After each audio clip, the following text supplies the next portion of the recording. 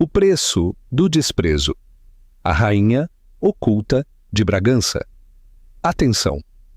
Se você acredita que o dinheiro não pode comprar classe e que a vingança é um prato que se serve frio, dê like agora mesmo. Não esqueça de se inscrever nos Segredos Narrados, para não perder nenhum só giro desta história de poder, realeza e traição. Comenta de que cidade você nos assiste, para te saudar no próximo episódio. A chuva de São Paulo não lavava a sujeira das ruas, só convertia a cidade em um cenário escorregadio e perigoso, um reflexo perfeito do que estava a ponto de ocorrer. Dentro da sala de jantar privada do DOM, um dos templos gastronômicos mais caros e exclusivos do Brasil, a atmosfera era sufocante, carregada de uma tensão que se podia cortar com as finas facas de prata sobre a mesa. Marcus Sterling ajustou sua gravata de seda italiana, captando seu reflexo no vitral escurecido pela tempestade. Ele se via exatamente como o que pretendia ser, a estrela em ascensão da Faria Lima, atraente, afiado como um bisturi e completamente impiedoso. Frente a ele, sentada com uma postura que denotava uma timidez quase patológica, estava Eleonora. Ellie, sua esposa, há 5 anos. Aos olhos de Marcus, Ellie parecia um erro naquele entorno de luxo.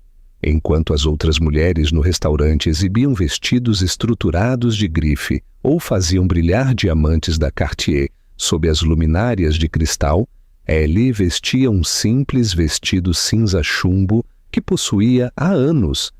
Seu cabelo estava preso em um coque severo e prático, sem maquiagem, sem joias, exceto pela modesta aliança de ouro que Marcus lhe havia comprado quando era um analista júnior. Ele mal ganhava o suficiente para pagar o aluguel de uma kitnet. «Feliz aniversário, Marcus», disse Ellie suavemente, deslizando uma pequena caixa embrulhada sobre a toalha de linho branco. Sua voz era gentil, carente por completo do comando e da autoridade que Marcus agora ansiava desesperadamente em sua vida social. Marcus nem sequer tocou na caixa. Tomou um gole longo de seu uísque puro, seus olhos fixos na entrada do restaurante, buscando alguém que não era sua esposa. «Ellie, guarde isso», disse ele com um tom cortante. «Não vamos trocar presentes esta noite. Afinal, são 5 anos, Marcus», sussurrou ela, sua mão flutuando com hesitação sobre o pequeno pacote. «Eu economizei do dinheiro das minhas aulas particulares para conseguir a pulseira de couro para você». Marcus soltou uma gargalhada seca e debochada, elevando a voz o suficiente para que o sommelier que passava por ali girasse a cabeça. «Eu ganho mais em 1 hora do que você ganha em 1 mês, Ellie. Não preciso dos seus presentes de dinheiro de monitoria. É vergonhoso. De fato, toda você é vergonhosa neste momento. Olhe para você. Dá pena». Ellie baixou o olhar, seus dedos apertando a borda da toalha. Não se defendeu. Nunca o fazia. E esse, para Marcus, era o problema principal. Ela era passiva demais, satisfeita demais com uma vida pequena e medíocre. Marcus, em contrapartida, queria o mundo inteiro aos seus pés. Queria a cobertura na Vila Nova Conceição, a casa de veraneio em Angra e o poder absoluto. Ele se convenceu de que Ellie era a âncora que o arrastava para o fundo do oceano da insignificância. «Eu convidei alguém», disse Marcus de repente, consultando seu Rolex de ouro. «Alguém que realmente entende a indústria. Alguém que pode me ajudar a fechar a conta dos Nakamura, o negócio que me tornará sócio principal. Um trato que você nem sequer pode compreender com sua mentalidade de pobre». Antes que Ellie pudesse responder, as pesadas portas de carvalho da sala de jantar se abriram de par em par. Entrou Jessica Thorne. Ela era tudo o que Ellie não era. loira, escultural, envolta em um vestido vermelho de seda com um decote perigosamente baixo. Seu perfume, o embriagador Baccarat Rouge 540, anunciou sua chegada antes que ela pronunciasse uma palavra. Ela trabalhava em relações públicas para a firma de Marcos, mas nos círculos íntimos da Faria Lima, todos sabiam que ela era muito mais que uma colega. "Marcos, querido!" exclamou Jéssica, ignorando por completo Ellie, enquanto se deslizava no reservado bem ao lado dele. Não na frente, mas ao seu lado, colocando uma mão perfeitamente manicurada sobre a coxa de Marcos. "Sinto chegar tarde. O trânsito vindo dos jardins estava impossível." Ellie, ela ficou petrificada. O respeito faltante era tão barulhento que resultava ensurdecedor. "Marcos, por que ela está aqui?" perguntou Ellie com um fio de voz. "Jéssica está aqui porque temos que falar da realidade, Ellie", disse Marcos, seu tom gélido, como o gelo do Ártico. "Olhe para esta mesa. Olhe para Jéssica. Depois, olhe para você mesma. Você não se encaixa mais no meu futuro. Eu decidi que quero o divórcio."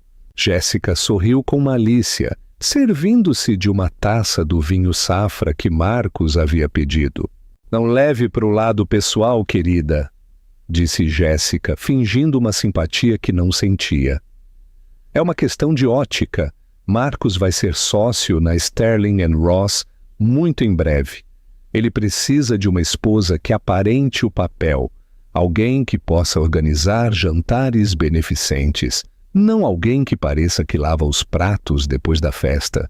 O rosto de Ellie permaneceu impassível, embora suas mãos se fechassem com força debaixo da mesa.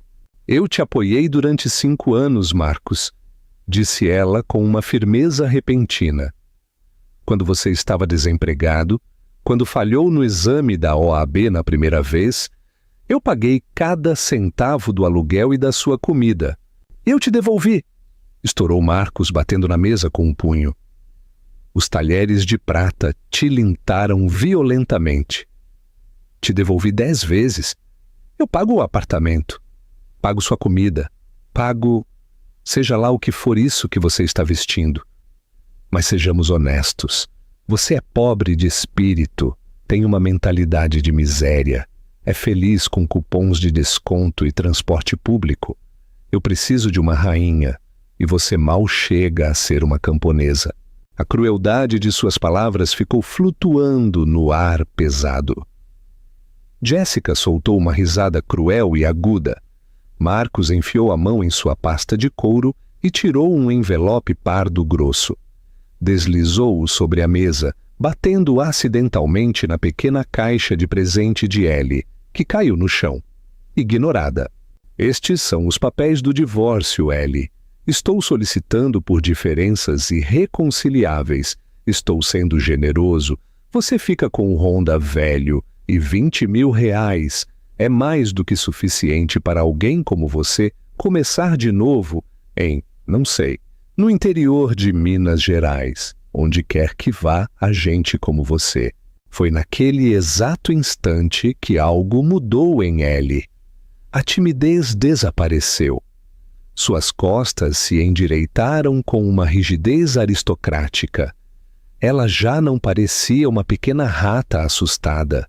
Parecia uma estátua esculpida em mármore frio. "Você está me deixando por ela?" perguntou Ellie, sua voz agora despojada de toda emoção. "Porque acredita que eu sou pobre?" "Eu te deixo porque você não é ninguém, Ellie", cuspiu Marcos. "E Jéssica é o futuro. Ela é a mulher que merece estar no topo comigo." Ellie recolheu lentamente o envelope. Não chorou. Não gritou. Ficou de pé, alisando seu vestido cinza com uma elegância que Marcos nunca havia notado. "Muito bem, Marcos", disse ela. Seu tom de voz era completamente diferente agora. Não era a voz de uma monitora de escola. Era a voz de alguém acostumada a dar ordens que se obedecem no ato. "Eu assinarei. Mas lembre-se deste momento. lembre-se que você escolheu isso. Porque quando a realidade da sua vida te golpear, quero que lembre que jogou no lixo o seu único escudo. Vá embora logo! Riu Marcos, dispensando-a com um gesto de mão. Vá pegar o metrô para casa. Ellie deu a volta e saiu do restaurante sem olhar para trás. Assim que pisou na rua sob a chuva, um Rolls-Royce Phantom preto azevite parou em frente a ela.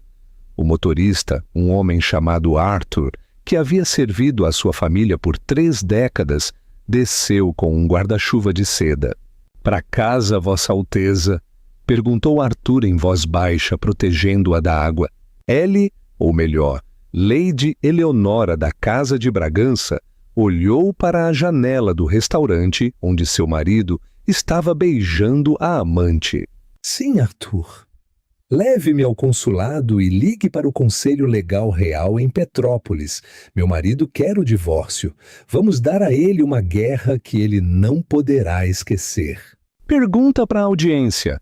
Você acha que Marcos merece o que vem por aí? Ou Ellie deveria ter contado seu segredo antes? Comente justiça ou vingança abaixo. Inscreva-se para a parte 2. O Império de Marcos está a ponto de desmoronar e você não tem ideia do que Lady Eleonora preparou para ele. Dê like para ver a queda do traidor. O drama se intensifica. Marcus Sterling acredita que ganhou, mas não sabe que acaba de declarar guerra a uma das mulheres mais poderosas do planeta. Você acha que a ambição cega é o pior defeito de um homem? Dê like, inscreva-se e ative o sininho para não perder o clímax desta história. O triplex que Marcos compartilhava com Ellie, ou melhor, o triplex que Marcos acreditava pagar com seu esforço, amanheceu com um silêncio sepulcral no dia seguinte. Marcos acordou com uma ressaca latejante, o sabor do uísque caro e o brilho artificial de Jéssica ainda frescos em sua memória. Virou-se na cama king size, esperando ver Ellie empacotando caixas entre soluços, suplicando por uma segunda chance ou uma migalha de sua compaixão. No entanto, o apartamento estava vazio. Não de móveis, pois os sofás de couro italiano e a mesa de jacarandá seguiam em seu lugar, mas dela. Marcos caminhou até a sala de estar e sentiu um calafrio. Ela não apenas tinha ido embora, ela havia apagado seu rastro. Seus livros de história, sua pequena coleção de aves de cerâmica, o aroma de lavanda e pão recém-assado que costumava impregnar as paredes. Tudo havia sido substituído pelo cheiro estéril de produtos de limpeza. Sobre a bancada de mármore da cozinha repousava uma única chave e os papéis do divórcio assinados com uma caligrafia perfeita e gélida. "Boa viagem, estorvo", murmurou Marcos, jogando a chave em uma gaveta com desdém. Revisou seu telefone. Uma mensagem de Jéssica. "Ontem à noite foi incrível, bebê. Mal posso esperar para redecorar esse lugar. Tem cheiro de vó." "Keep up." Marcos sorriu, convencido de que sua vida acabava de começar. Tomou banho, vestiu seu terno mais caro e dirigiu-se aos escritórios da Sterling & Ross com o ar de um conquistador. Ao chegar à firma, caminhou com arrogância, cumprimentando os sócios que normalmente o ignoravam. Sentia-se invencível. Estava prestes a ser nomeado sócio. Tinha a garota linda. Tinha o sucesso. Entrou na sala do sócio sênior, Archibald Sterling, esperando a grande notícia. Mas Archibald não estava sorrindo. Estava vermelho de ira e ao seu lado encontrava-se o cliente mais importante da firma, o Sr. Nakamura, CEO de um conglomerado tecnológico massivo. "Senhor?" Marcos forçou um sorriso estendendo a mão. "Sr. Nakamura, um prazer vê-lo." Nakamura não lhe apertou a mão. Olhou para ele com um desprezo tão profundo que Marcos sentiu seu sangue congelar. "Marcos!" rugiu Archibald. O Sr. Nakamura acaba de retirar sua conta. Os 400 milhões de reais vão embora da firma hoje mesmo. O quê? Por quê? Gaguejou Marcos. As projeções que enviei eram perfeitas, ah? Não se trata de projeções, Sr. Sterling, disse Nakamura com um tom gélido. Faço negócios com esta firma por uma única razão: a confiança. Esta manhã, soube que solicitou o divórcio de sua esposa. Marcos piscou confuso. Minha vida pessoal é privada, senhor. E, francamente, Ellen não estava à altura deste mundo. Idiota! Gritou Nakamura, pondo-se de pé. Sabe quem era o avô de sua esposa? Era o Duque Henrique de Bragança. Ele salvou o negócio do meu pai em 1985 com um empréstimo baseado apenas em um aperto de mão. Movi meus ativos para esta firma unicamente porque Eleonora me pediu que desse uma chance ao marido. Ela disse que você tinha promessa, Lafayette. A sala começou a girar. Marcos sentiu um golpe invisível na garganta. Ela é apenas uma professora. Ela é uma dama da Casa Real de Bragança, cuspiu Nakamura. Vive discretamente porque despreza gente como você, gente que só ama o brilho e o ouro. Ela queria ser amada por si mesma, não pelo seu título. E você a tratou como lixo. Marcos tentou balbuciar uma desculpa, mas Archibald o interrompeu com um rugido. Fora da minha sala! Você está suspenso!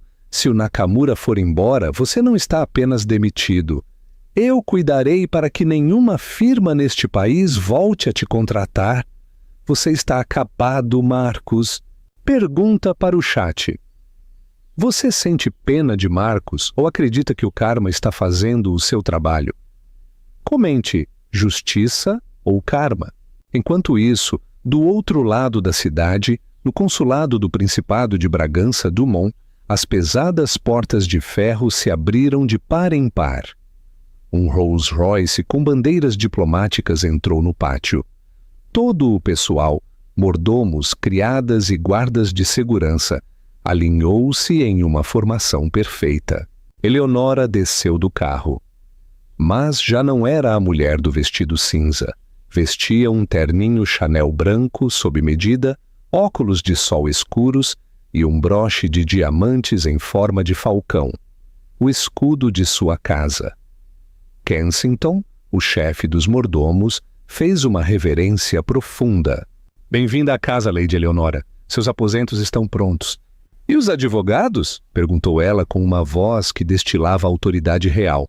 O Conselho Legal Real de Petrópolis está esperando sua ordem, milady. Começaram a rastrear todos os ativos vinculados à firma Sterling & Ross. Eleonora tirou os óculos de sol. Seus olhos estavam vermelhos pelo choro da noite anterior, mas seu olhar era de aço. Digam à imprensa que eu voltei, ordenou Eleonora. E digam aos meus advogados que descongelem meus fundos. Todos, incluindo o fundo cego, que é dono do edifício onde opera a Sterling & Ross. Kensington sorriu com um brilho malicioso. A senhora é a dona do prédio onde trabalha seu marido, milady? Sou dona de todo o quarteirão, Kensington, respondeu ela subindo as escadas do palácio. Ele queria falar de pobreza. Vamos mostrar a Marcus Sterling o que significa o verdadeiro poder. O reino de Bragança não perdoa ofensas à honra de suas filhas. Inscreva-se para a parte 3. O divórcio mal começou e Marcos está prestes a descobrir que não tem um centavo em seu nome. Dê like para ver Lady Eleonora destruir o homem que tentou quebrá-la. O caçador virou a caça. Marcus Sterling pensou que poderia pisotear a ratinha, mas agora o mundo inteiro lhe dá as costas. Você acha que a verdadeira cara de uma pessoa se vê quando ela perde o dinheiro? Dê like, inscreva-se e ative o sininho para não perder o clímax. Conte-nos de onde você nos vê. Após a desastrosa reunião com Archibald Sterling e a perda definitiva da conta de Nakamura, Marcus regressou ao lugar onde ainda acreditava ter o controle, seu luxuoso apartamento. Em sua mente distorcida, Ellie seguia sendo a mulher dócil que remendava suas meias e recortava cupons de desconto. Estava convencido de que todo esse assunto da realeza era um exagero, uma herança mal interpretada. Estava seguro de que poderia convencê-la, manipulá-la uma vez mais. Como sempre tinha feito, tomou um táxi, já que seus privilégios de carro de empresa haviam sido revogados uma hora antes mediante um e-mail fulminante do Departamento de Recursos Humanos. Ao chegar às Torres Kensington, o edifício de elite onde viviam no 40º andar, caminhou em direção ao porteiro. Ralph, um homem corpulento que costumava saudá-lo com uma inclinação servil. Mas hoje, Ralph olhava fixamente para frente, como se Marcus fosse invisível. Ralph, abra para mim! Rosnou Marcus, dirigindo-se aos elevadores. Senhor Sterling, disse Ralph, sua voz profunda bloqueando o passo dele. Não posso permitir que o senhor suba. Marcus soltou uma gargalhada nervosa e seca. Perdão, eu moro aqui. Eu pago o aluguel. Bem, minha esposa envia o cheque, mas é o meu dinheiro. A verdade, senhor, respondeu Ralph, tirando uma pasta de seu balcão. O contrato de locação da unidade 40B está unicamente em nome do Fideicomisso Bragança. Recebemos uma chamada da equipe legal do locatário indicando que um ocupante não autorizado, esse seria o senhor, poderia tentar entrar. As fechaduras foram trocadas por ordem real. Ocupante não autorizado! Gritou Marcus, seu rosto tornando-se de um púrpura violento. Sou o marido dela! Em processo de divórcio, corrigiu Ralph com uma frieza profissional. E segundo o acordo, o apartamento é para Lady Eleonora e seus convidados aprovados. Seu status foi atualizado para intruso. Se não abandonar o saguão imediatamente, estou autorizado a chamar a Polícia Militar de São Paulo. Marcus saiu furioso, humilhado enquanto os demais residentes, pessoas que ele se esforçara tanto para impressionar, sussurravam por trás de suas mãos. Dirigiu-se à entrada de serviço, onde lhe informaram que suas coisas estavam esperando. Ali, no beco úmido pela chuva, havia 4 caixas de papelão. Não eram suas malas de luxo da Louis Vuitton. Eram caixas baratas e empapadas. Ao abrir uma, viu seus ternos sob medida amontoados ao acaso e seus relógios caros sem as baterias, um detalhe mesquinho que gritava a intervenção de alguém mais. Pergunta para a comunidade. Você acha que Eleonora está sendo cruel demais ou é a resposta justa a 5 anos de humilhações? Vote com 1 para justiça total ou 1 para demasiado frio. Seu telefone vibrou. Era Jéssica. Marcus, você está no apartamento? Estou lá fora com minhas malas. Disse a minha colega de quarto que me mudava hoje mesmo com você. Jazz, não venha aqui, sibilou Marcus, tentando arrastar uma caixa para fora de uma poça. Houve um mal-entendido. Nos vemos no Grand Hotel. Te explicarei tudo lá. Será romântico. Pediremos serviço de quarto. 1 hora mais tarde, Marcus estava no balcão de recepção do Grand Hotel, suando profusamente. Jéssica estava atrás dele, batendo o chão com seu salto com impaciência, segurando seu cachorro Pomerânia, que latia sem parar. Seu cartão, por favor, disse a recepcionista amavelmente. Marcus colocou seu Amex Platinum sobre o balcão, o cartão que costumava fazê-lo sentir-se como um deus. Bip! Negado, senhor. disse a mulher, perdendo um pouco de seu sorriso. O emissor sinaliza que o cartão foi reportado como perdido ou cancelado. Não é possível. Tente de novo, exigiu Marcos. Buscou o seu cartão reserva, um Visa vinculado à conta de poupança conjunta que compartilhava com Ellie. Sabia que havia pelo menos 50 mil reais ali. Bip, fundos insuficientes? Marcos ficou gelado. Abriu seu aplicativo bancário com mãos trêmulas. Saldo 0,00. Última transação. Transferência para Swiss Sovereign Bank. Patrimônio Bragança. Senhor, se não pode pagar, não pode ficar, interrompeu a recepcionista. Jéssica se adiantou, seus olhos estreitando-se com um olhar perigoso. Marcos, que diabos está acontecendo? Por que rejeitam seus cartões? Você me disse que era rico. Me disse que ela era a sanguessuga. Eu sou! É um erro do banco. Jess, coloque no seu cartão. Eu te devolvo amanhã. Jéssica soltou uma risada fria e aguda. Meu cartão tem um limite de 2.000 reais, Marcos. Trabalho em relações públicas. Eu não pago por hotéis. Os homens pagam pelos hotéis. Ligue-me quando não for um indigente.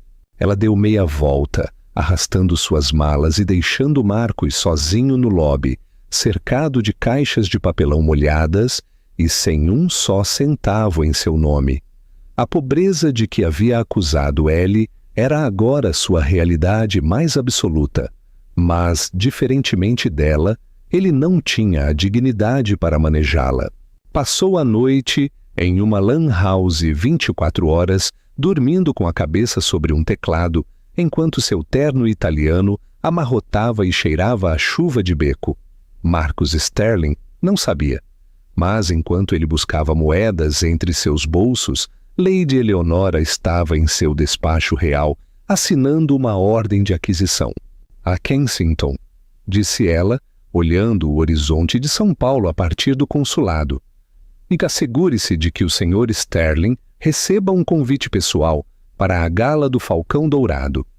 Quero que veja com seus próprios olhos o mundo ao qual nunca pertenceu. Quero que veja como se desvanece seu futuro enquanto eu reconstruo o meu. Não perca a parte 4. A humilhação pública de Marcos está prestes a se tornar global. Inscreva-se agora e dê o like para apoiar a verdadeira rainha de São Paulo. O momento da verdade chegou. Marcus Sterling se infiltra no evento mais exclusivo do ano para tentar recuperar sua esposa, mas Lady Eleonora tem um as na manga que o deixará na ruína total. Você acha que a vingança é mais doce quando é pública? Dê like, inscreva-se e deixe seu comentário. 3 dias de inferno haviam passado para Marcos. Ele se alojava em um motel barato em Osasco, pago com o que obteve após empenhar um de seus relógios de coleção. Havia tentado ir ao escritório, mas a segurança o deteve nas catracas de entrada. Seus e-mails estavam bloqueados. Suas chamadas para Archibald Sterling caíam no vazio da caixa postal. Estava desesperado. Em sua mente distorcida, ainda se convencia de que Ellie estava fingindo, ferida porque o amava demais.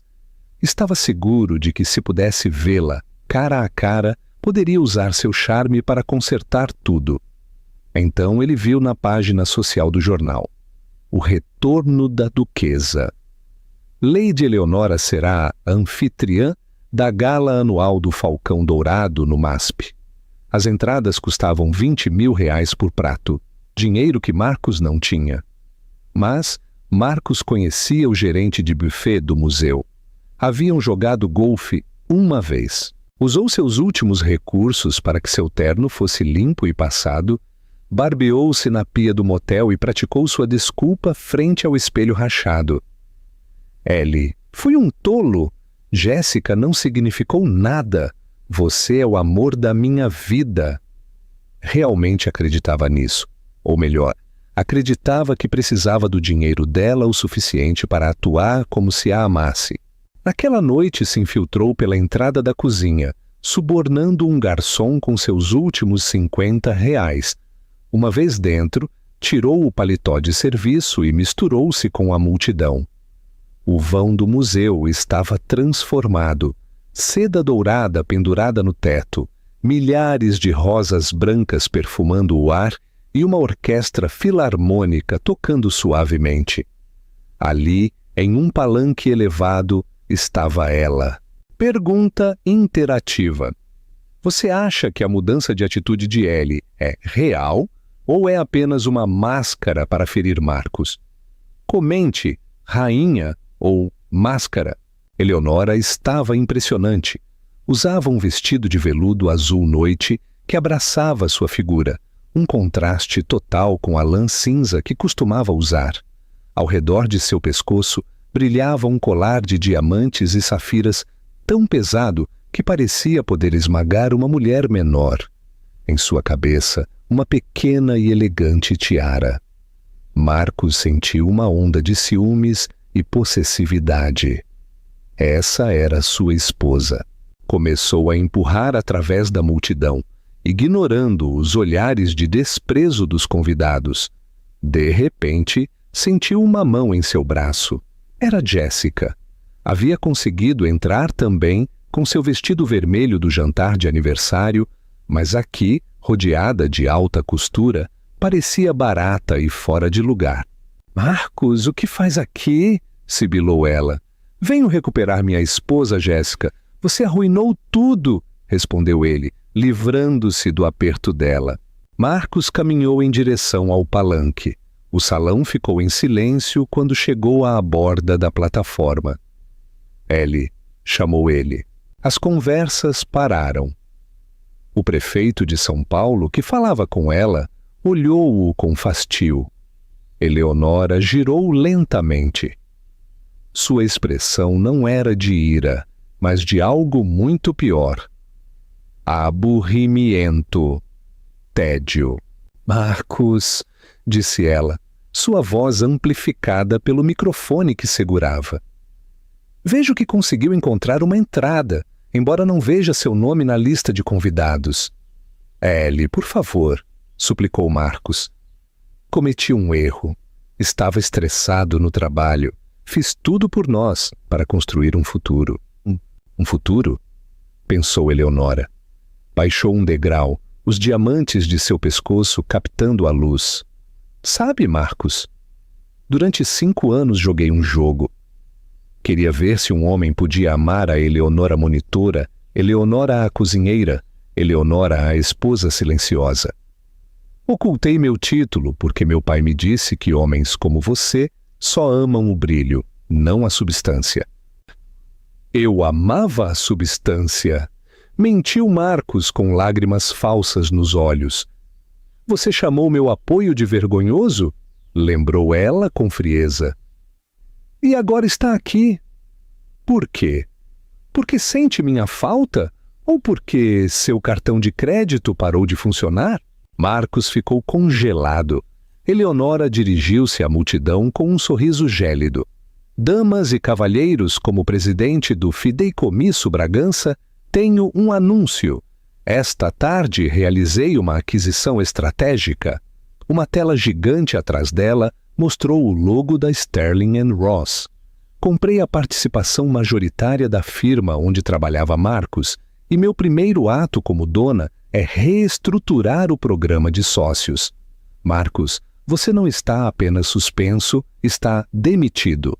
E devido à cláusula de não concorrência que acabo de estender há 5 anos, você não exercerá o direito em São Paulo, Rio de Janeiro ou Curitiba até que tenha 40 anos.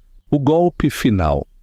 Marcos fica sem carreira e sem esposa em um só minuto.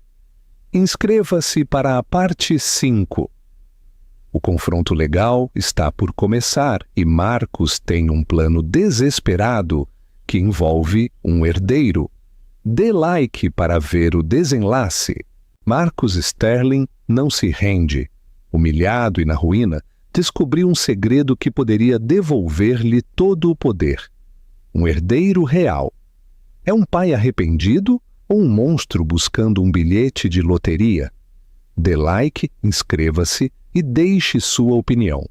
Você acha que um filho pode salvar um casamento quebrado pela traição? Marcus Sterling não era um homem que aceitasse a derrota facilmente, especialmente quando havia bilhões de reais em jogo. Após a humilhação pública no museu, tornou-se um pária. Seus antigos amigos da Faria Lima bloqueavam seu número e sua membresia no clube de golfe foi revogada por falta de integridade moral. Atualmente, dormia no sofá de um velho amigo de faculdade, Greg, a quem havia prometido uma parte de seu inevitável acordo milionário. Marcus contratou um advogado de reputação duvidosa, Dr. Breno Pitbull Barbosa, cujo escritório cheirava a comida de entrega e desespero. "Escute-me, rapaz", disse Breno, mascando um charuto apagado. "Esta duquesa se equivocou. Não declarou seus ativos quando se casaram. Isso é fraude. No estado de São Paulo, a partilha de bens significa que nos toca uma parte do bolo. E se o bolo é um principado europeu, vamos comer muito bem." "Ela tem os melhores advogados do mundo, Breno. Comprou minha antiga firma", disse Marcus, retorcendo as mãos. "Quem se importa? A lei é a lei", gritou Breno. "Pediremos 50 milhões por danos emocionais. Nos contentaremos com 10. No entanto, no dia da audiência no Tribunal de Justiça, Marcus recebeu um banho de realidade. A juíza, conhecida como a Dama de Ferro, não teve piedade. Os advogados de Eleonora, liderados por um prestigioso conselheiro real trazido de Petrópolis, apresentaram gravações das câmeras de segurança de sua própria casa, onde se escutava Marcus humilhar Ellie sistematicamente. A juíza ditaminou que Marcus não só não receberia um centavo, como devia pagar 120 mil reais em conceito de aluguéis atrasados ao Fideicomisso Bragança pelo uso do apartamento. Marcus saiu do tribunal aturdido. Estava oficialmente na falência. Mas então, enquanto via Ellie subir em sua limusine rodeada de guarda-costas, recordou algo. Recordou uma manhã, semanas antes de seu aniversário, em que Ellie se sentia mal, náuseas matinais. Ela havia tentado dizer-lhe algo, mas ele a havia calado bruscamente. Gancho inesperado. Marcus chama uma antiga amiga de Ellie para confirmar suas suspeitas. O que descobrirá? Comenta: "Filho, se acredita que há um bebê a caminho." "Ela ia te dizer no aniversário, Marcus?" disparou Sara, a amiga de Ellie, por telefone. Comprou um macacãozinho de bebê que dizia Príncipe Herdeiro. Estava naquela caixa de presente que você jogou no chão como se fosse lixo. Um sorriso lento e aterrorizante desenhou-se no rosto de Marcus. Tinha um herdeiro. E, segundo as leis da Casa de Bragança, um herdeiro de sangue era a única chave que podia abrir o cofre da coroa. Já não se sentia derrotado, sentia-se energizado. Esse menino era seu bilhete dourado. Marcus vendeu sua história aos tabloides por 100 mil reais. Marido com o coração partido revela que a duquesa roubou meu bebê. Apresentou-se em programas de televisão, chorando, fingindo ser um pai desesperado a quem se negava o direito de conhecer seu filho. Logrou dividir a opinião pública, forçando Eleonora a levar o caso perante o Tribunal Internacional em Genebra, Suíça. Pergunta para a audiência: você acha que Marcus tem direito a ver a criança depois de como tratou a mãe? Ou é apenas um plano para roubar seu dinheiro? Vote com um para direitos ou um para ganância. Marcus voou para Genebra sentindo-se como um rei. Imaginava fins de semana em um castelo, sessões de fotos com um pequeno príncipe e uma pensão mensal de milhões. A audiência teve lugar em uma sala com paredes de cristal com vista para o lago Léman. Marcos sentou-se frente a Eleonora, que agora tinha 5 meses de gravidez. Olá, Ellie, sorriu Marcos com arrogância. A gravidez te cai bem. Quero a custódia compartilhada. Metade do ano em São Paulo comigo, metade aqui. E claro, como pai de um duque, precisarei de segurança, chofer e uma cobertura de luxo paga pela coroa. Eleonora o olhou com uma calma que o inquietou.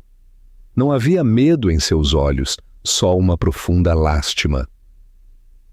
Marcos, lembra do seu fim de semana de golfe no Guarujá com a Jéssica? Perguntou ela suavemente. Estava tão ocupado com sua amante que nem sequer notou que eu também buscava consolo. Deslizou um documento através da mesa, os resultados de um exame de DNA pré-natal realizado na Suíça. Probabilidade de paternidade de Marcos Sterling, 0,0%. O mundo de Marcos parou. Este bebê é filho do meu noivo, o Conde Estevão de Bragança, meu primeiro amor. Marcos gritou, varrendo os papéis da mesa. É mentira! Você é a ratinha moral! Você não trai! Não foi uma traição, Marcos. Foi uma libertação, respondeu ela, pondo-se de pé com uma majestade que o esmagou.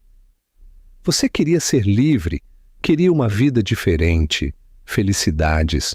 Você está completamente, absolutamente livre e pobre. Inscreva-se para a parte 6 e o final. O tempo passou e o destino tem uma última surpresa para Marcos Sterling. O que acontece quando você se encontra cara a cara com a mulher que esqueceu que você um dia existiu? Dê like para ver o encerramento desta história.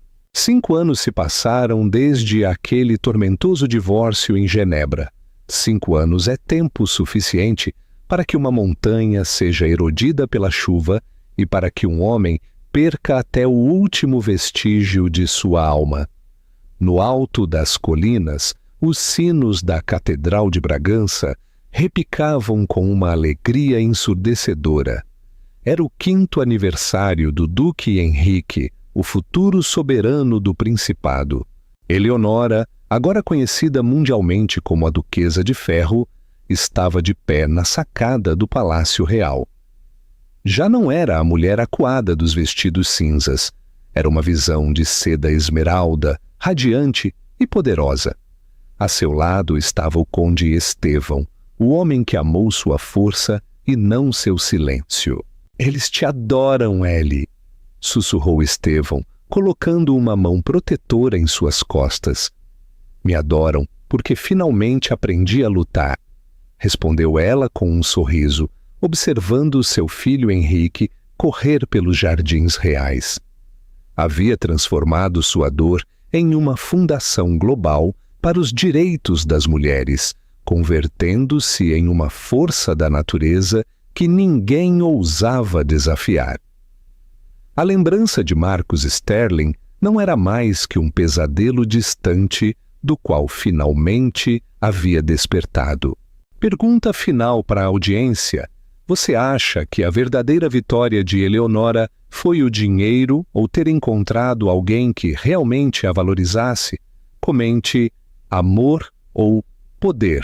A 4.000 milhas de distância, em uma pequena taberna de 5ª categoria no interior de Minas Gerais.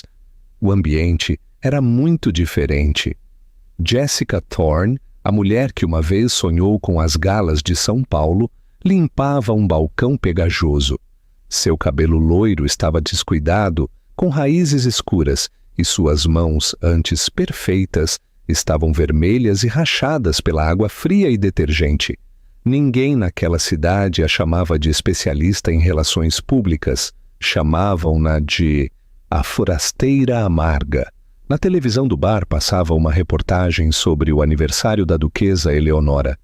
Jéssica olhou para a tela com ódio, dando-se conta de que havia trocado sua dignidade por um homem que não tinha nada e agora estava pagando a fatura eterna de sua própria ganância.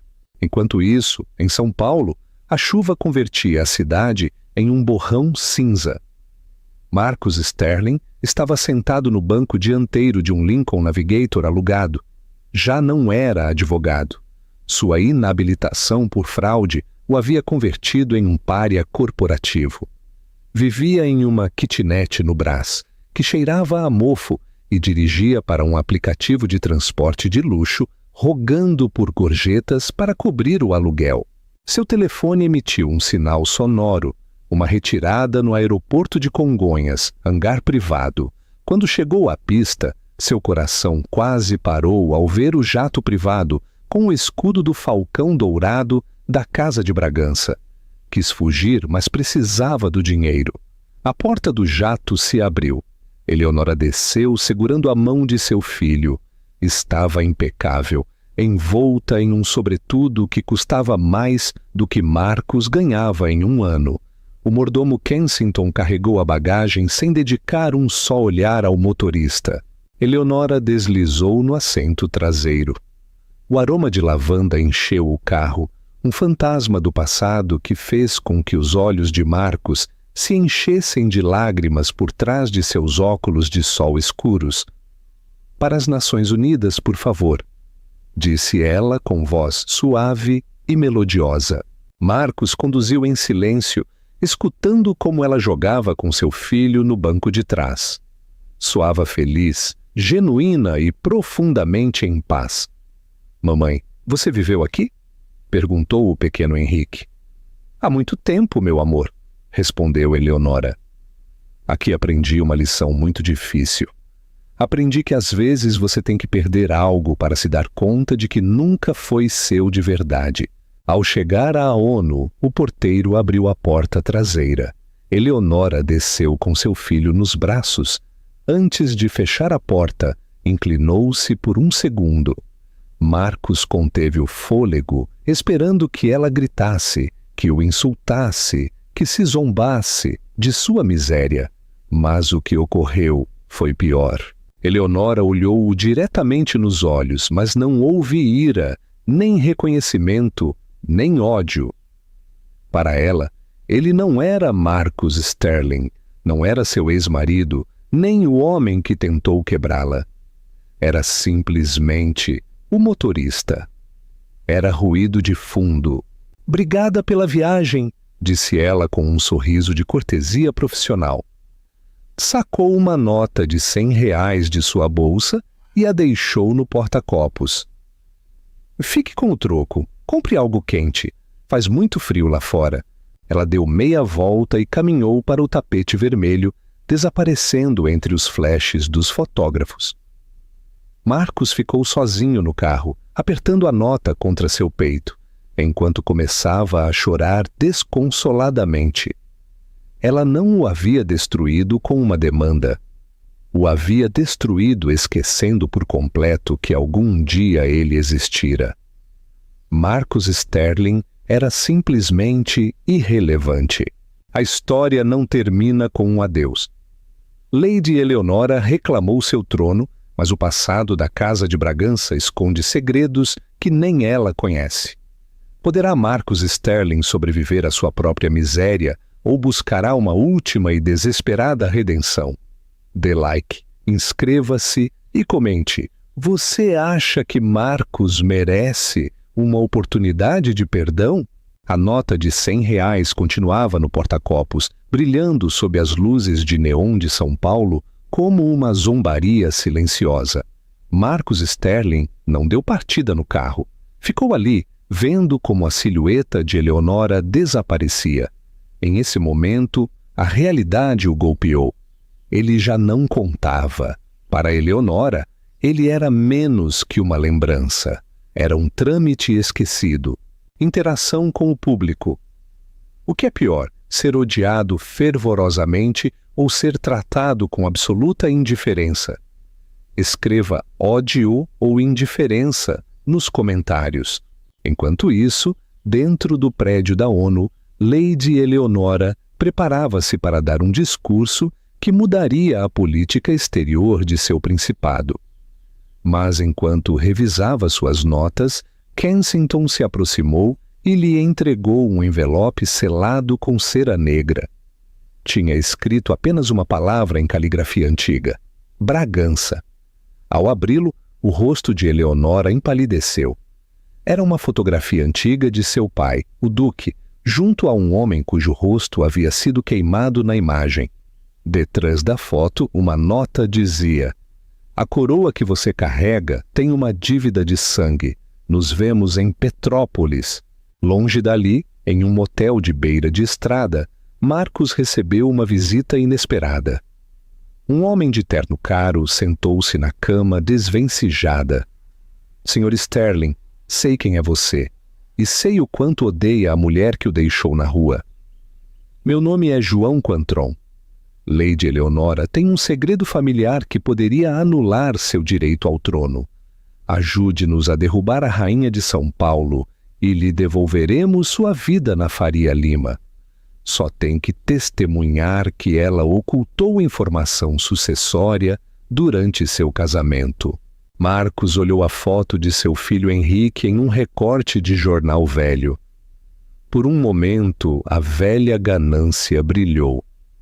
Mas depois recordou a gorjeta de R$100. A lástima. Giro de roteiro. Aceitará Marcos a oferta para destruir Eleonora ou se converterá no aliado inesperado? Vote com um para vingança ou um para proteção. Em Petrópolis, Eleonora descobriu que seu pai não era o único herdeiro. Havia uma ramificação lateral da família, desterrada por traição, que agora reclamava a legitimidade. A guerra estava a ponto de tornar-se física. Marcus Sterling, pela primeira vez, tomou uma decisão que não envolvia dinheiro. Pegou a nota de R$100, comprou uma passagem de ônibus para Brasília e ligou para o serviço de inteligência do Principado. Digam à Lady Eleonora que Marcus Sterling tem uma mensagem. Digam que os lobos estão na porta. E desta vez, eu não sou um deles. A investidura do herdeiro está sob assédio. Marcos chega a Petrópolis sob identidade falsa. Infiltra-se no armazém do inimigo e grava os detalhes do plano de assassinato de Victor de Bragança. No entanto, é descoberto. Uma bala atinge seu ombro. Sangrando, entrega o dispositivo a Kensington. Aqui está tudo. Victor planeja atacar amanhã às 10. Na manhã da investidura em Petrópolis, a segurança era impenetrável. Victor lançou o ataque com granadas de fumaça. Caos na multidão. Eleonora cobriu Henrique com o próprio corpo. Na cripta subterrânea, ficaram cara a cara com Victor armado. Entregue o menino e assine a abdicação, disse Victor. Jamais, respondeu Eleonora. Victor levantou a arma, mas Marcos emergiu das sombras com uma barra de ferro. Solte-a, Victor! Rugiu Marcos. Luta brutal. O disparo de Victor desviou. Os homens de Kensington reduziram Victor. Marcos caiu contra um sarcófago sangrando muito. O pequeno Henrique aproximou-se. Você me salvou? Perguntou o menino. Marcos olhou para o filho. Viu seus próprios olhos nele. Quis dizer, sou seu pai. Mas olhou para Eleonora. Viu a gratidão e a tristeza infinita. É um bom menino, Ellie. Cuide dele. Diga que um amigo da mãe dele teve um momento de coragem. Giro final impactante. Marcus Sterling escolhe o silêncio. Decide não reclamar a paternidade para que seu filho cresça sem o estigma de seu passado. Semanas depois, no Hospital Real, Eleonora o visita. Você vai embora amanhã, Marcos? Não é uma gorjeta de R$100. É um fundo de pensão vitalício. Não te fará rico, mas nunca mais passará fome. É o pagamento pela vida do meu filho. Ele saberá quem eu sou, Ellie. Henrique saberá que um homem chamado Marcus Sterling foi um herói um dia. Mas não saberá que esse homem foi o mesmo que quebrou o coração da mãe dele. Deixe que fique com a imagem do herói. É o melhor presente. Marcos assentiu chorando.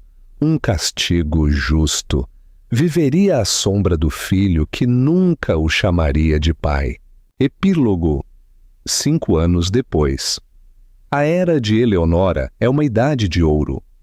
Em uma pequena livraria no litoral de Santa Catarina, um homem de cabelos brancos chamado Sr. Marcos arruma as estantes. É solitário e amável. Na sua gaveta, guarda uma velha pulseira de couro e um recorte de jornal de Nova York. Jessica Thorne continua limpando mesas em Minas, amargurada e esquecida. O dinheiro pode comprar o terno, mas só a honra veste o homem de verdade. A redenção é possível, mas tem um preço. O perdão nem sempre significa voltar ao passado. O destino é um círculo. Obrigado por nos acompanhar. Dê like, se inscreva e compartilhe. Nos vemos no próximo drama de Segredos Narrados.